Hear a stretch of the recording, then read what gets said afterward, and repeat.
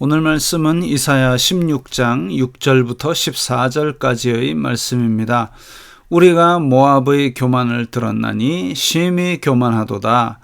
그가 거만하며 교만하며 분노함도 들었거니와 그의 자랑이 헛되도다. 자, 모압은 아브라함의 조카 롯의 후손으로 난 민족인데 이스라엘의 동편에서 나라를 만들어 가지고 지냈습니다. 그런데 여호와의 총회에 들어올 수 있는 자격은 얻지 못했기 때문에 그래서 틈만 나면 이스라엘의 옆구리에 가시가 되었던 그런 종족이기도 합니다. 그런데 이 나라가 심히 교만하고 자랑을 하는데 그것에 대해서 하나님께서 심판을 선포하셨습니다.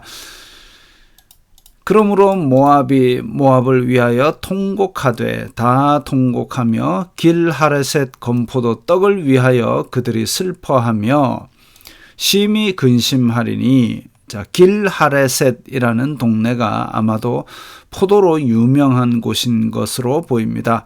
그런데 건포도 떡을 위하여 슬퍼한다는 얘기는 길하레셋이 더 이상 그 특산물을 내지 못할 지경으로 패망하는 것을 말하죠.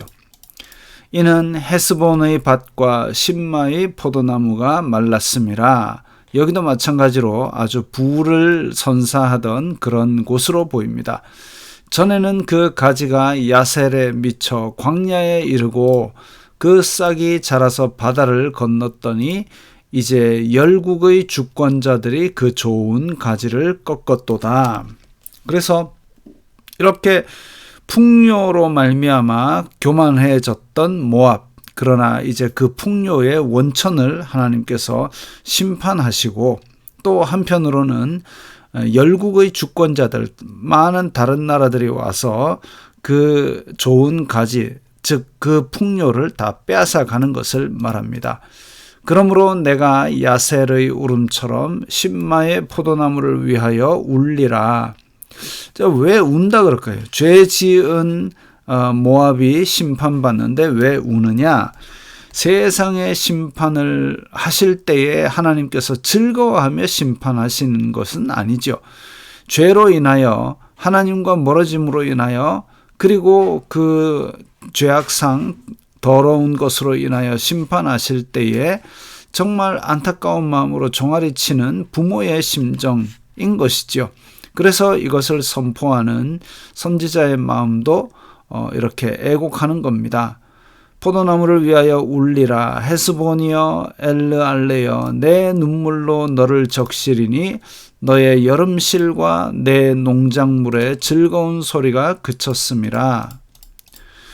즐거움과 기쁨이 기름진 밭에서 떠났고 포도원에는 노래와 즐거운 소리가 없어지겠고 틀에는 포도를 밟을 사람이 없으리니. 자, 하나님께서 심판을 하셨을 때에 기근이 왔다. 그러면 결국은 가난하고 힘든 사람들이, 민초들이 다 가장 힘든 삶을 사는 것이고, 전쟁이 일어났다. 그러면 그야말로 평범한 많은 백성들이 많이 죽어나가는 것이죠.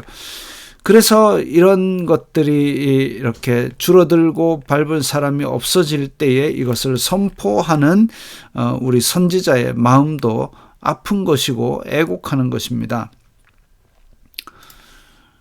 이는 내가 즐거운 소리를 그치게 하였음이라. 이러므로 내 마음이 모압을 위하여 수금같이 소리를 바라며 내 창자가 길하레셋을 위하여 그러하리로다. 자, 그것은 지금 이 심판을 선포했을 때에 풍요로웠던 그리고 즐거웠던 모압의 여러 풍경들이 다 사라져가는 그것을 애곡하고 슬퍼하고 있습니다. 모압이 그 산당에서 피곤하도록 봉사하며 자기 성소에 나아가서 기도할지라도 소용없으리로다. 모압은 전통적으로 그모스라는 우상을 섬겼습니다. 모압은 그모스, 암몬은 밀곰이라는 우상을 섬겼는데 그 그모스를 섬길 때에 사람을 갖다 바쳤습니다. 실제로 모압 왕 메사가 이스라엘과 전투 중에 자기의 아들을 인신제사로 드리기도 했습니다. 그런데 그 산당에서 우상숭배를 또 하나님께서 굉장히 싫어하시는 우상숭배, 그 중에 가장 싫어하시는 것이 바로 또 자기의 자식들을 갖다 바치는 제사인데, 교만하고 풍요로움으로 말미암아 탐욕 가득한데 거기에다가 인신 제사를 지내는 이런 우상 숭배의 풍습까지 있다. 그것이 극에 달했기 때문에 하나님께서 모압에 대한 심판을 선포하시는 것이죠. 그때는 그 우상들에 대하여 아무리 헌신하고 기도해도 소용이 없는 겁니다. 이는 여호와께서 오래전부터 모압을 들어 하신 말씀이거니와 이제 여호와께서 말씀하여 이르시되 품꾼의 정한 해와 같이 3년 내에 모압의 영화와 그 큰 무리가 능욕을 당할지라. 자, 품꾼의 정한 해와 같이라고 했는데, 아마도 품꾼이 정한 해라는 것은 이제 정한 시기에, 그것이 아마 그때 당시에는 3년이었던 것으로 보입니다. 그래서 그 정한 계약 기간에 따라서 정산을 해야 되는데, 품꾼의 정한 해와 같이 3년 내에 모압의 영화가 능욕을 당한다는 것은 하나님께서 반드시 계약을 지키는 것처럼 그렇게 반드시 그 모든 하나님의 심판을 선포한 대로 지키시리라는 것을 말합니다.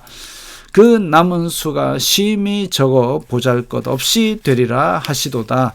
그래서 이 심판을 만약에 실제로 실행하는 그 날이 온다 하면 그야말로 굉장히 적은 수만이 남는다라는 것입니다. 물론 하나님께서 은혜를 베푸셔서 이렇게 남기는 것이지만, 그러나 그 많은 백성들이, 민초들이 죽어나가고 또 풍요로움이 없어진다는 것은 사는 백성들에게는 참 힘든 일이지요. 그래서 이 심판을 선포하는 선지자는 슬픈 마음을 가지고 이렇게 선포했습니다. 아이고, 저 죄 짓는 저 인간들 잘됐다, 꽃이다, 이렇게 얘기하는 것이 아니라 그야말로 하나님이 매를 칠 때의 그 안타까운 마음을 선지자도 가지고 있는 것입니다. 그래서 이 저 악한 것이 하나님께 심판을 받아가지고 그냥 다 뒤집어져야 된다, 이런 마음을 가져야 되는 것이 아니라 정말 저 죄악을 안타까워하면서 저들이 구원받을 길을 고민하고 생각하는 그것이 바로 성도의 바람직한 자세가 될 것이죠. 지금 죄악이 가득한 세상을 살아가고 있습니다. 교회가 교회답지 않고 또 성도들이 성도답지 않은 모습도 많이 봅니다마는, 그럼에도 불구하고 우리가 희망을 잃지 말고 남은 자가 된 것처럼 그렇게 순수한 양심을 지키고 믿음을 지키며 살아가야 하겠습니다.